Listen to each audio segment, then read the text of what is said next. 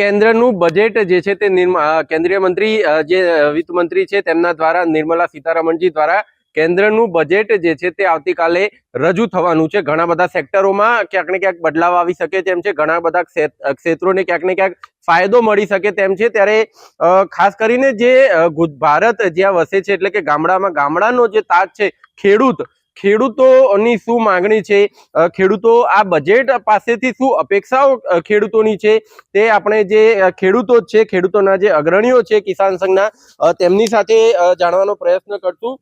શું નામ છે આપનું? આર.કે. પટેલ, પ્રદેશ મહામંત્રી, ભારતીય કિસાન સંઘ।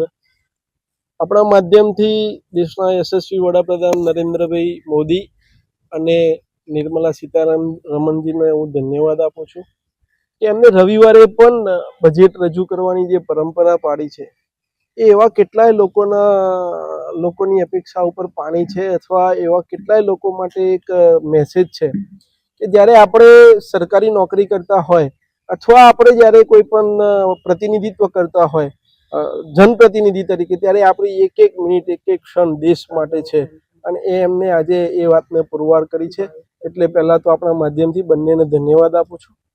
સાથે સાથે ડિમાન્ડ પણ કરું છું અને આગળ પણ અમે ભારત સરકારને જણાવી ચૂક્યા છીએ કે દેશનું ગામડું એ દેશનો આત્મા છે।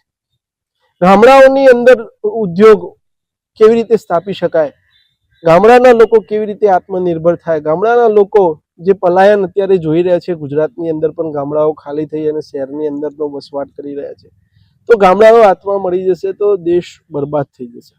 એટલે આવનાર સમયની અંદર ગામડાઓની અંદર જે ઉદ્યોગો સ્થાપે એને કેવી રીતે સબસિડાઇઝ કરી શકાય, એને વળતર કેવી રીતે વધુ આપી શકાય, જેથી ઉદ્યોગકારો ગામડાની અંદર પોતાનો ઉદ્યોગ સ્થાપે, એ દિશા તરફ ભારતીય કિસાન સંઘે અગાઉ પણ માગણી કરી હતી અને એવી જ રીતનું બજેટ આવે તેવી અપેક્ષા છે।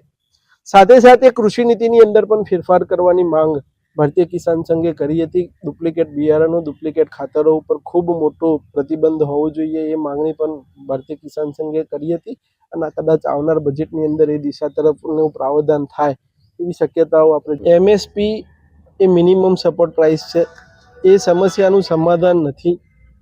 ભારતીય કિસાન સંઘ પોષણક્ષમ ભાવની વાત કરે છે, એટલે એમએસપીથી પણ ઉપર ભાવ જવા જોઈએ, એ તો જ ખેડૂતને પોસાય એવી ભારતીય કિસાન સંઘ હર હંમેશા માંગણી કરે છે।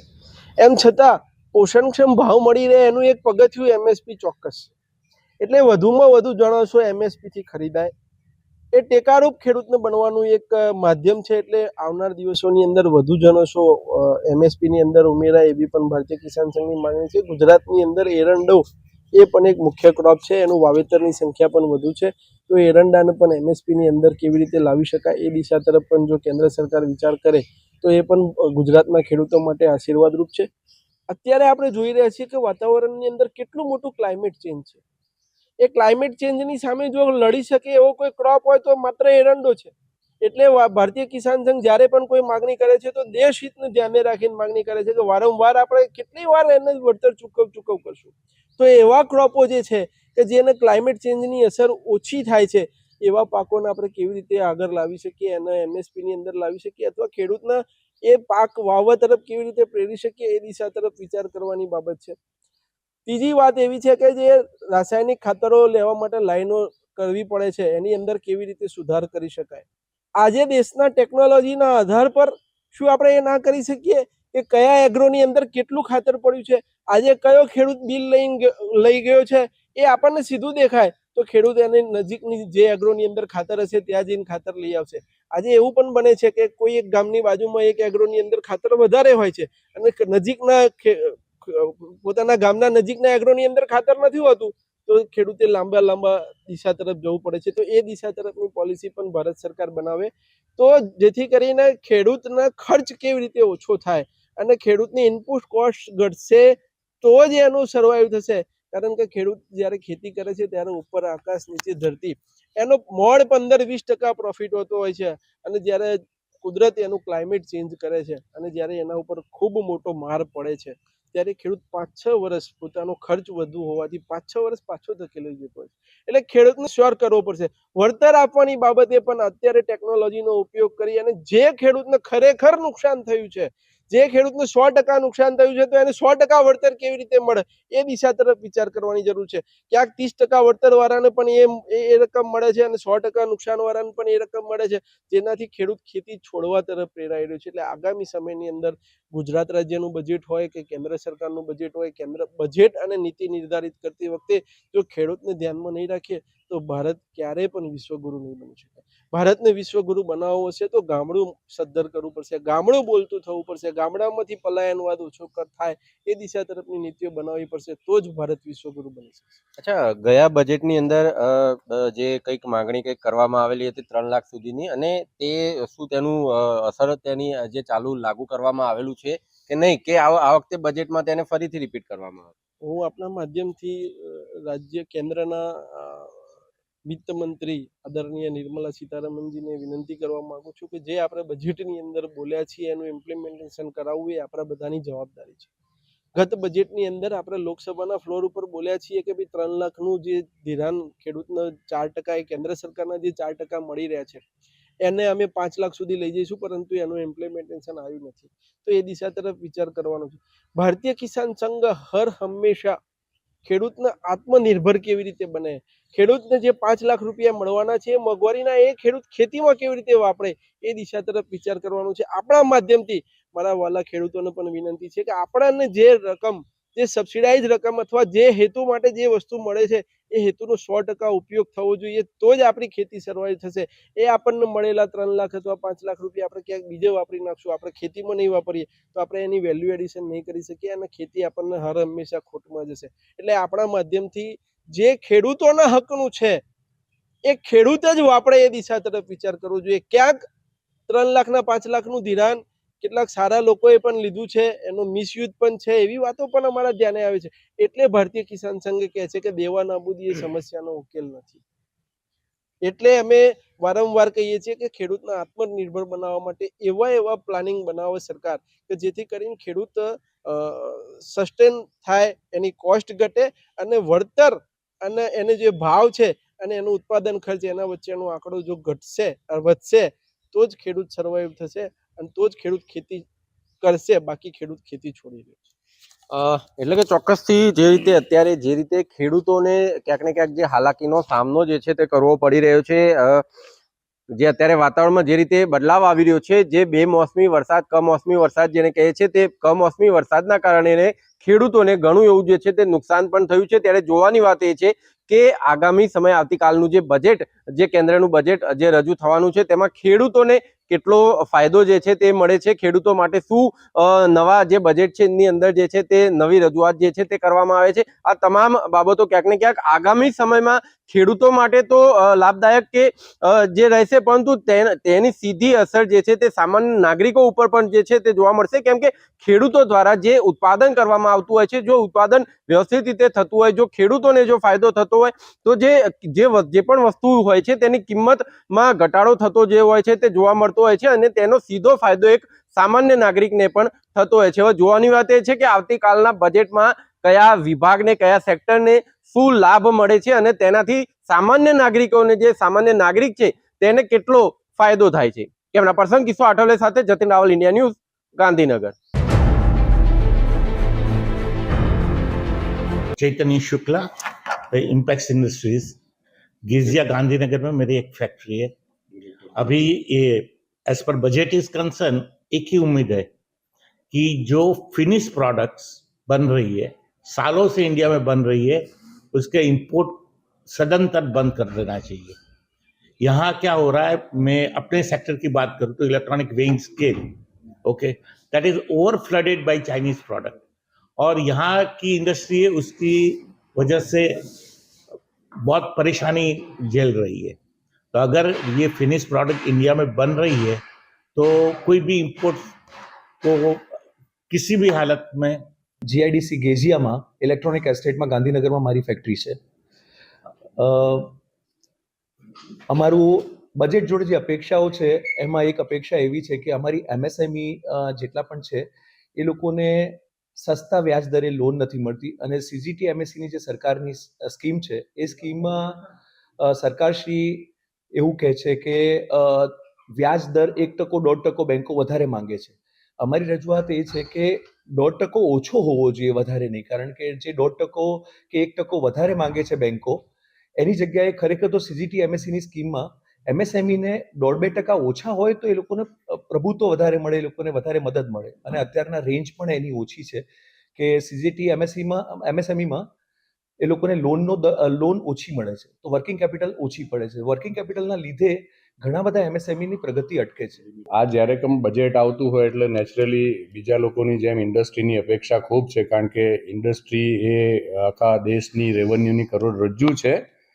એટલે અમારે જે અપેક્ષાઓ બજેટમાં એવી ઈચ્છીએ છીએ કે અત્યારે જુદા જુદા નાના સ્ટાર્ટઅપ, પછી એની સાથે સાથે બીજા લોકો ઘણા બધા પોતાના ઉદ્યોગ ડેવલપ કરી રહ્યા છે. એવા સંજોગોમાં અહીંયા આગળ ઇન્ડસ્ટ્રીયલ એસ્ટેટો, જેને આપણે કહી શકીએ કે પ્લગ એન્ડ પ્લે એસ્ટેટ, ઘણા ઓછા છે. સરકાર ઇન્ફ્રાસ્ટ્રક્ચર ઉપર ખૂબ જ સારું કામ કરી રહી છે. રોડ, રસ્તા, સુવિધાઓ, લોજિસ્ટિક વે, એક્સપ્રેસ વે, આવું બધું ઘણું ઇન્ફ્રાસ્ટ્રક્ચર કામ ચાલી રહ્યું છે. એટલે અમારી અપેક્ષા એવી છે કે સરકાર plug and play industrial estate મોટી સંખ્યામાં ઊભા થાય અને જેનાથી કોઈ પણ ઉદ્યોગ સાહસિકને પોતાની કંઈ પણ થોટ હોય, કોઈ પણ પ્રોડક્ટનું ઉત્પાદન શરૂ કરવું હોય, તેને તાત્કાલિક ત્યાં આગળ પૂરું ઇન્ફ્રાસ્ટ્રક્ચર મળી રહે, પૂરતી વીજળી મળી રહે, એને પોતાને એક સરસ મજાનો પ્લોટ મળી રહે.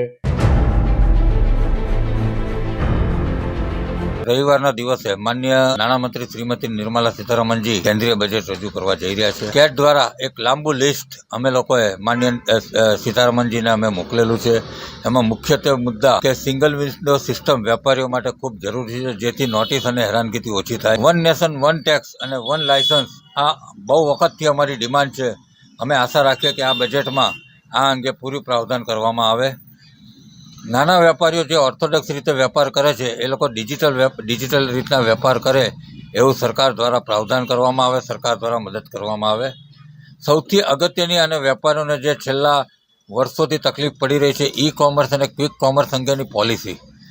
વેપારીઓનો લગભગ 50-70% વેપાર ડાઉન થઈ ગયો છે. સરકારની ઈ કોમર્સની પોલિસી નવી લાગુ નથી પડી એના માટે. તો સરકારે આ અંગે ચોક્કસ ઈ કોમર્સ અને ક્વિક કોમર્સની એક પોલિસી આ બજેટમાં આવતીકાલે રજૂ કરવી પડે, ફ્રોડમાંથી બચી શકે. ખૂબ જીએસટીના સ્લેબ માટે પણ અમારી ડિમાન્ડ છે કે સરકારે 6 મહિના પહેલાં ખૂબ સરસ સ્લેબમાં ઘટાડો કરેલો છે, પણ હજુ પણ અમારી આશા છે ફક્ત 2 ટેક્સ હોવા જોઈએ જીએસટીના, 5% અને 12%. આશા રાખું આવતીકાલનું બજેટ ખૂબ સુંદર રીતે વેપારીઓ માટે અનુરૂપ રહે અને વેપારીઓ આનંદિત થાય એવી અપેક્ષાઓ સાથે ફરી એક વખત નાણામંત્રી શ્રીમતી નિર્મલા સીતારમણજીને ખૂબ ખૂબ અભિનંદન. અને પીપલ બહુ હેલ્થ કોન્શિયસ છે, એટલે પીપલ હેલ્ધી ડાયટ પર વધારે ફોકસ કરે છે, જેમ કે પલ્સેસ હોય, મગની દાળ હોય અને પછી ફ્રૂટ્સ હોય. તો સ્પેશિયલી આ ફ્રૂટ્સ અને જે હેલ્ધી ફૂડ્સ હોય છે ને, જેમ કે નટ્સ હોય છે, કાજુ, કિસમિસ, દ્રાક્ષ, એ બધું બહુ મોંઘું હોય છે. આવતીકાલે બજેટ ડિક્લેર થવાનું છે, તેમાં ખાસ કરીને જીવન જરૂરિયાતી ચીજવસ્તુઓ અને ઇલેક્ટ્રોનિક્સ આઇટમમાં મોબાઈલ, વ્હીકલ, કારણ કે ઘરમાં જેટલા મેમ્બરો હોય છે એટલા મોબાઈલ હોય છે, વ્હીકલ પણ એટલા હોય છે. તો પેટ્રોલના ભાવ, ડીઝલના ભાવ તેમજ જરૂરિયાતી જે ચીજવસ્તુઓ છે એના ભાવમાં જો સુધારો અને ઓછા થાય તો અમે એવી અપેક્ષા રાખીએ છીએ. એમાં એવું છે કે સાહેબ, જે બજેટ કાલે રજૂ થવાનું છે એમાં કઈ જીએસટી જે છે એમાં ઘટાડો થાય.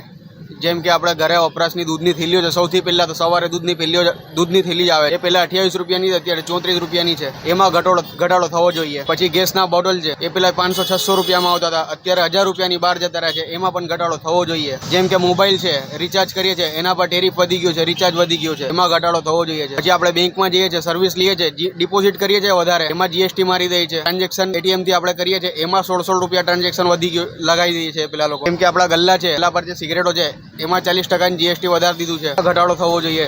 આપણે વ્હીકલ છે, વ્હીકલમાં પેટ્રોલ નખાવા જઈએ છીએ, પહેલાં 63 રૂપિયાનો આવતો હતો, અત્યારે 92-93 રૂપિયાનો થઈ ગયો છે, એમાં ઘટાડો થવો જોઈએ. પછી આપણે શૈક્ષણિક છે, જેમ કે એજ્યુકેશન, એમાં છોકરા છોકરીઓને પુસ્તકો પર 18% જીએસટી લગાવી દીધું છે, એમાં ઘટાડો થવો જોઈએ. સ્કૂલોમાં ફી વધી રહી છે, દવાખાના જઈએ છીએ, હોસ્પિટલમાં. ટ્રસ્ટી શ્રી વિદ્યાલય આવતીકાલે જે આપણું કેન્દ્રનું બજેટ રજૂ થવા જઈ રહ્યું છે, એ માટે આપણે બધા ખૂબ આતુર છીએ કે બજેટમાં નવું શું હશે, પરંતુ હું ખાસ તો એ અપેક્ષા રાખું કે આવતીકાલે બજેટમાં શિક્ષણ પરના જે સરકારના જીએસટીના અલગ અલગ પ્રકારના જે વેરા છે એને નાબૂદ કરવામાં આવે, કારણ કે 28% સુધીના એજ્યુકેશનલ મટીરિયલ્સ પરના જે વેરા છે, ડિસ્ટન્સ એજ્યુકેશન પર, ઓનલાઈન એજ્યુકેશન પર, એજ્યુકેશન મટીરિયલ્સ પર, તો આ જીએસટી જો ઓછો થાય તો વિદ્યાર્થીઓને મટીરિયલ સસ્તા ભાવે મળે અને એને કારણે બુક્સ હોય કે બીજા મટીરિયલ્સ હોય એના પરનો ભાર હળવો થાય તો વિદ્યાર્થીઓ એ ખરીદી અને સરસ રીતે ભણી શકે અને એમના પરનો બોજો ઓછો થાય, મા બાપ પરનો પણ બોજો ઓછો થાય. એકચ્યુઅલી અમે લોકો આજે આના માટે મિટિંગ માટે જ મળ્યા હતા, અમારા એસોસિએશનના હોદ્દેદારો, અને એક સરકાર પાસે એક માંગ અમે ઈચ્છીએ છીએ કે સરકાર જે અત્યારે 6% ઇમ્પોર્ટ ડ્યુટી અને 3% જીએસટી છે, ટોટલ 9% રેવન્યુ છે, તો ગયા માર્ચ કે એપ્રિલની અંદર ગયા બજેટની અંદર ગોલ્ડ અહીંયા કરતાં અડધું જ હતું, 90,000 રૂપિયા જ હતું, અત્યારે 1,80,000 રૂપિયા છે. કદાચ સરકાર ડ્યુટીમાં રાહત આપી શકે તો પણ એમને રેવન્યુ લોસ નથી થતો. સરકારની ઇન્કમ ઘટ્યા વગર પણ આ ઇન્ડસ્ટ્રીને એક સરકાર સપોર્ટ આપી શકે છે. તો અમે લોકો સરકાર પાસે એક આશા બી રાખીએ છીએ કે આવા સમયની અંદર મધ્યમ વર્ગના લોકોને સોનું લેવું ખૂબ મુશ્કેલ થઈ રહ્યું છે, તો જો ડ્યુટીમાં રાહત મળે તો એટલો રેટનો પણ ભાવનો બેનિફિટ થઈ શકે, મધ્યમ વર્ગના લોકોને એક સોનું સપનું બનતા પણ થોડી ખરીદી શકે. કેટલું આમ રેટની અપેક્ષા છે ઘટાડી શકાય? મારા હિસાબે કદાચ સરકાર ઇમ્પોર્ટ ડ્યુટીની અંદર 6% ને બદલે 3% કરે અને થોડો ઘણો જીએસટીમાં પણ ફાયદો કરે તો એટલો એવરેજ 3-4% બેનિફિટ થઈ શકે. ભાવમાં 100% વધારો થયેલો છે, ગરાગીમાં 10થી 15% ઘટાડો છે, અને પણ જે ગરાગી છે એમાં પણ રિસાયકલ ગોલ્ડ વધી ગયેલું છે, એમાં 50% ઉછાળો આવેલો છે. તો ગરાગીમાં જેનો પરચેસિંગ પાવર હતો એ થોડો ડાઉન થયેલો છે, અને સામે આ જે 100% ભાવ વધારો થયો છે તો લોકોની આવક 10% લેખે વધતી હોય છે, 10-15% લેખે. એની સામે 100% વધારો થયો છે તો લોકોનો પરચેસિંગ પાવર ડાઉન આવવાનો જ છે. તો આ પ્રમાણે મારું એક જ કહેવાનું કે ગ્રાહકોને થોડુંક એસઆઈપીના મોડમાં પરચેસ કરતા રહી તો ભવિષ્યની અંદર જે વધારો આવે તો બી એને ઇસ્યુ ના આવે. અત્યારે ઇન્ડસ્ટ્રીની અંદર જે ભાવનો વધારો છે, જે 8 મહિનાની અંદર 9 મહિનાની અંદર જે 2 ગણો 3 ગણો ભાવ થાય છે ગોલ્ડની અંદર અને સિલ્વરની અંદર, એના કારણે અત્યારે નાના વેપારીને સર્વાઈવ કરવું ઘણું મુશ્કેલ થઈ ગયું છે. એક તો કસ્ટમરોની જે શોરૂમમાં આવવા જોઈએ એટલા કસ્ટમરની આવતા નથી, અને પ્લસ કસ્ટમરનું બાઇંગ જે છે એ કેપેસિટી ઘણી ઘટી ગઈ છે. એના માટે હું ખાલી એક સરકારને એટલી અપીલ કરીશ કે કંઈક કસ્ટમર વેપારીઓ માટે કે નાના વેપારીઓ માટે થોડીક રાહતની કંઈક સબસિડી કે કંઈક વેટની અંદર જીએસટીની અંદર એક ઘટાડો કરી શકે તો એક ઇન્ડસ્ટ્રીનું સારું થઈ શકે ખરાની સાથે સાથે, અને ગ્રાહકોને બી એનો ફાયદો મળે.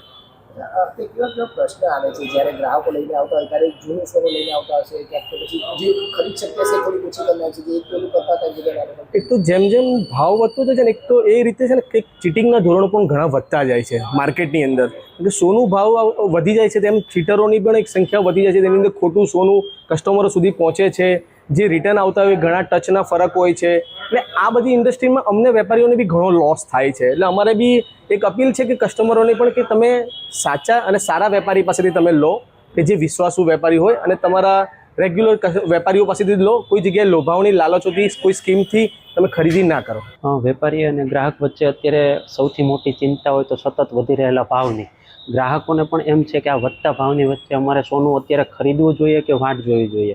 તો એના માટે હું ગ્રાહકોને એક જ અપીલ કરું છું કે જે રીતની તમારી પાસે સગવડતા હોય એ ધીમે ધીમે ખરીદવાનું ચાલુ જ રાખો. આગલા વર્ષોમાં તમે જુઓ તો કોઈ એવા તમારી પાસે પુરાવા નથી કે સોનું ઘટ્યું હોય એવું, એટલે સતત વધતો જ જાય છે ભાવ. અને આની માટે જો સરકાર જેમ ડ્યુટી જે છે એમાં થોડો ઘણો ઘટાડો કરે, જીએસટીમાં થોડો ઘણો ઘટાડો કરે તો મતલબ આ ઇન્ડસ્ટ્રીઝ પણ ટકી શકે. આ ઇન્ડસ્ટ્રીઝમાં 60થી 65 લાખ રોજગારી ઉત્પન્ન થાય છે, જે મતલબ કારીગરો થ્રુ, રિટેલ ચેન થ્રુ, બધી જ માટે. એટલે બહુ સૌથી મોટું નેટવર્ક આપતું અને રોજગારી ઊભી કરતું ક્ષેત્ર છે, અને પૈસાકીય રીતે પણ સૌથી સદ્ધર છે. જ્યારે આમાં જો સરકાર થોડું વિચારે અને ડ્યુટી અને ઓલું ઘટાડે જીએસટી તો ઇન્ડસ્ટ્રી ટકી રહે અને કસ્ટમરોને પણ ફાયદો થાય.